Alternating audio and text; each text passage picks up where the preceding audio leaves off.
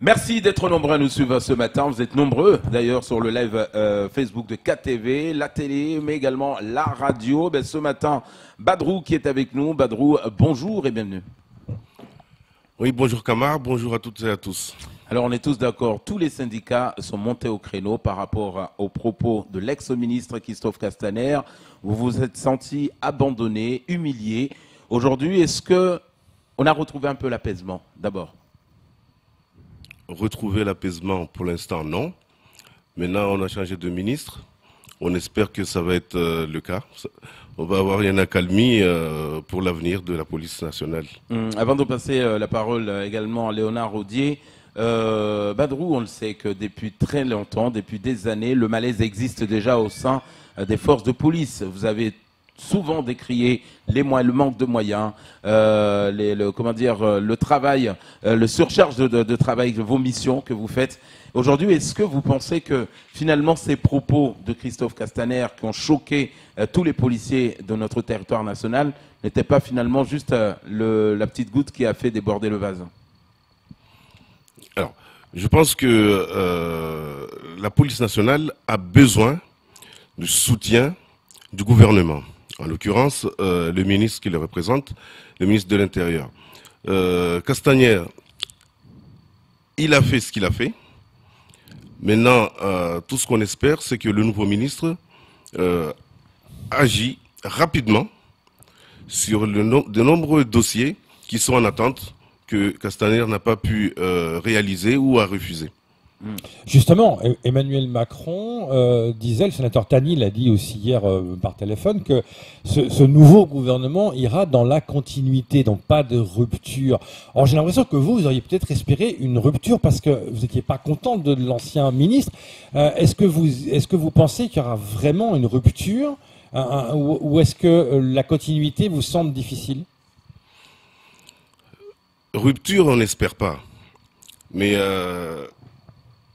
quand on a entendu le ministre avant-hier, qui a reçu les syndicats, donc il a agi, il a développé les propos sur le soutien des policiers par le gouvernement, la volonté dès à présent de se mettre au travail, d'ouvrir les négociations, les dossiers, notamment le budget, qui a été commencé par Castaner mais qui n'a pas été fini. Donc il va falloir songer sur ce dossier. L'indexation des heures de nuit, les matériels, les moyens, bien sûr, on ne peut pas passer sans y penser. Donc les moyens matériels et les moyens humains. Et ça, on entend souvent que vous dites ça. On manque de moyens humains. Pourtant, on entend aussi le préfet qui dit on a eu maintenant de nouveaux moyens humains, de nouvelles personnes sont arrivées ici pour justement vous aider. Donc, on a l'impression qu'il y en a deux discours. D'un côté, on manque de moyens, et un autre discours qui dit mais les moyens, ils arrivent. Où est le juste milieu? Le moyen, ils arrivent, mais il faut savoir ils arrivent où et comment. On a besoin, Mayotte a besoin, je prends l'exemple de Mayotte, oui. Des hommes sur le terrain. Il n'y en a pas. Pour prendre un exemple, cette année, les mutations, sur 40, il y a au moins 15 désistements qui devaient arriver à Mayotte, en sachant qu'il y a quelques départs. Donc déjà, à Mayotte, il n'y aura pas un seul fonctionnaire de plus. Et pourtant, on est en manque.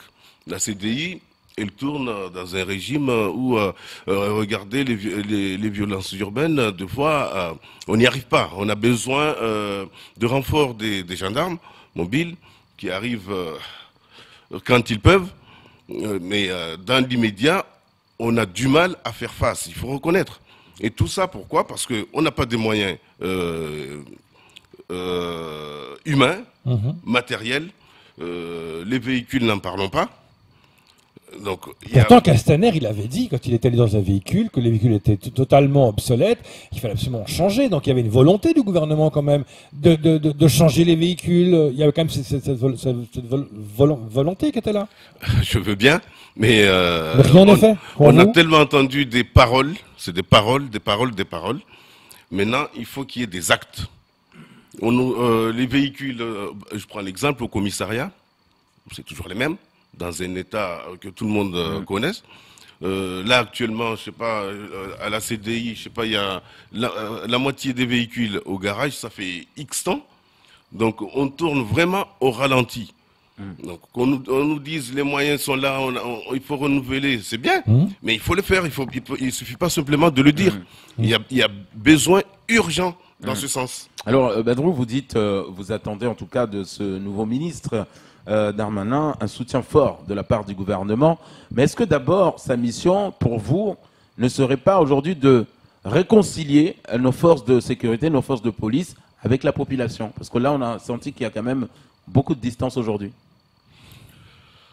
Effectivement, depuis l'intervention hasardeuse de Castaner, qui a fait que la police nationale s'est retrouvée, la population, je dirais, ne reconnaissait plus sa police, ce qui n'est pas normal. Donc, effectivement, c'est le rôle de l'État, du gouvernement, de jouer le rôle de médiateur, de passer le message qu'il faut. La police nationale, la police française, c'est la police la plus contrôlée au monde. Il faut le savoir. C'est la plus contrôlée. Régulièrement, il y a des sanctions. Et pourtant, on les accepte. Quand on fait une connerie, il faut l'accepter. Mais de là à traiter les policiers de tout ce qu'on veut, non, là, c'était... Bah, trop loin, voilà. après vous. Comment vous réagissez quand on voit dans les réseaux sociaux, dès qu'il y a des émeutes, dès qu'il y a des gamins qui lancent des pierres, dès qu'il y a des voitures brûlées, etc., les gens disent, mais que fait la police? On a l'impression que vous n'êtes pas là. Répondez à ces gens qui écrivent ce genre de choses, parce que ça s'écrit encore régulièrement, mais que la police n'est pas là, et elle ne vient pas... Il faut qu'on soit honnête là-dessus. On ne peut pas mettre un policier devant chaque maison, derrière chaque citoyen, devant chaque véhicule. C'est impossible. En revanche, je reconnais, on n'est pas présent. Pourquoi? Par ce manque de fonctionnaires. On n'est pas suffisamment présent. Est-ce que c'est un manque de réactivité ou un manque de fonctionnaires? C'est un manque de fonctionnaires. Imaginons qu'on a à Mamoudzou 4 ou 5 patrouilles. Il suffit qu'il y ait un véhicule à Vaïbé, un autre à l'entrée de Majikavo, l'autre à Tsunzu, l'autre à Cavani. Il se passe quelque chose sur le marché. Avec les embouteillages qu'on a, le temps de réaction, les policiers, ils réagissent rapidement. Dès que notre salle d'information et de commandement reçoit l'appel, il fait appel à un équipage, le temps qu'ils arrivent, parce qu'ils se trouvent à un endroit qui n'est pas à proximité de là où se passe l'action, où il y a 3 des équipages qui sont déjà occupés sur autre mission. L'équipage qui est libre, bon, ben, ils sont à Tsunzu, il faut les faire revenir rapidement. C'est ce qu'on fait. C'est ce qu'on fait. Alors que si on avait plus de véhicules, plus de fonctionnaires sur le terrain, ben, la réaction serait à la minute près. Badrou, on sait qu'il y a 2 personnes importantes pour notre département. Il y a le ministre des Outre-mer, le Cornu, à nouveau, qui connaît a priori les Outre-mer. Il y a le ministre Darmanin, donc de l'Intérieur. Qu'est-ce que vous attendez concrètement pour ces 2 ministres ici à Mayotte? On sait que récemment, vous avez voulu rencontrer Annick Girardin, l'ex-ministre des Outre-mer. Elle n'a pas pu vous rencontrer par rapport peut-être à sa feuille de route. Mais qu'est-ce que vous attendez concrètement aujourd'hui? Si ces 2 ministres arriveraient aujourd'hui à Mayotte, qu'est-ce que vous attendez réellement sur le terrain? Vous savez, notre plus grand souci, c'est que les ministres qui passent à Mayotte, nous, on ne les rencontre jamais. On fait la demande. Ceux qui acceptent, on est reçu par un membre du cabinet. Mais jamais on a été reçu par le ministre en personne. Et pourtant, les demandes sont faites.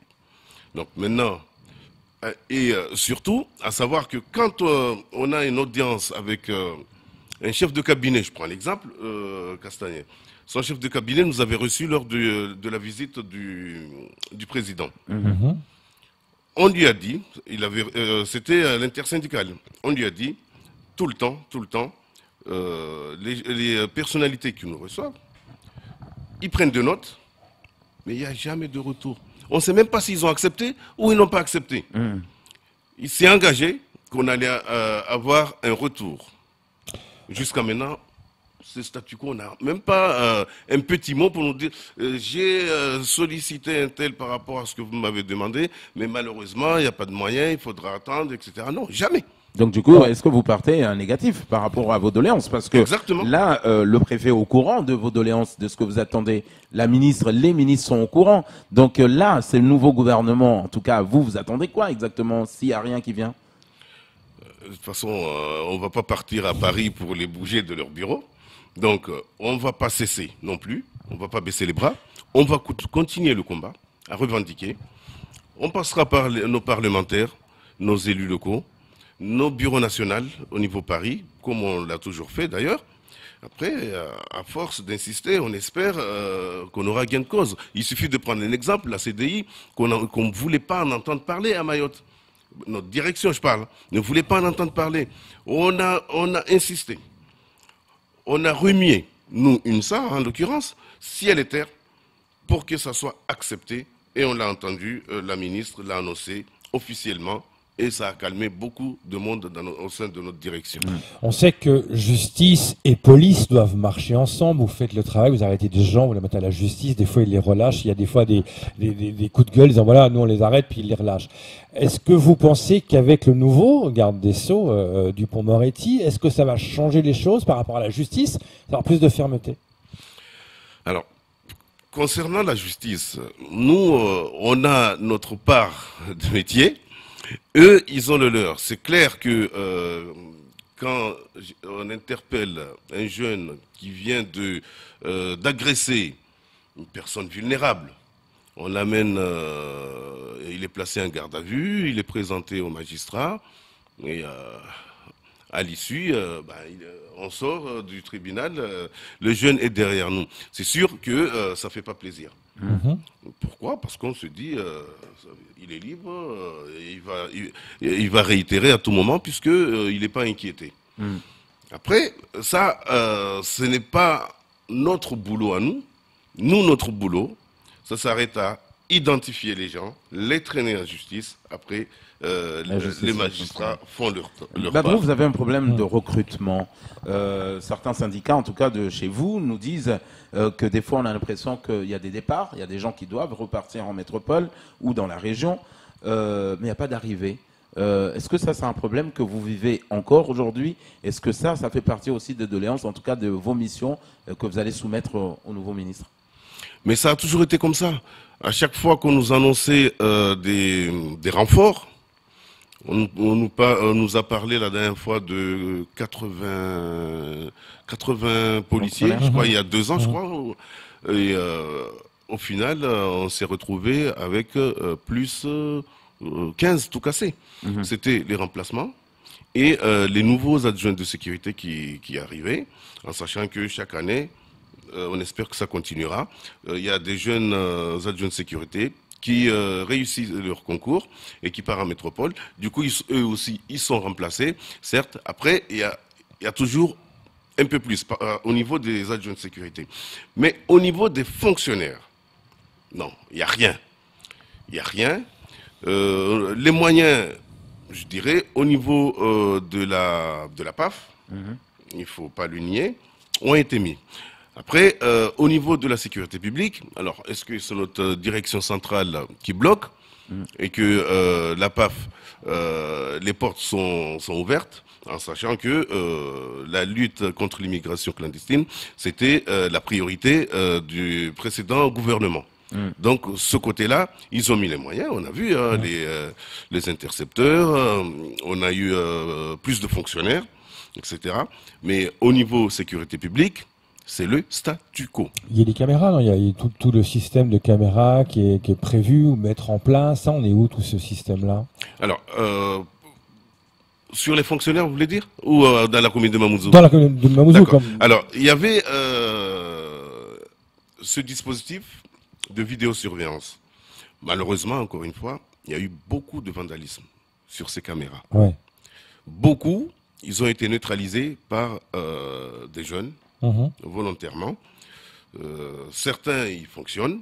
Donc, nous, au commissariat, on a aussi la même mise sur ces caméras, tout comme la police municipale.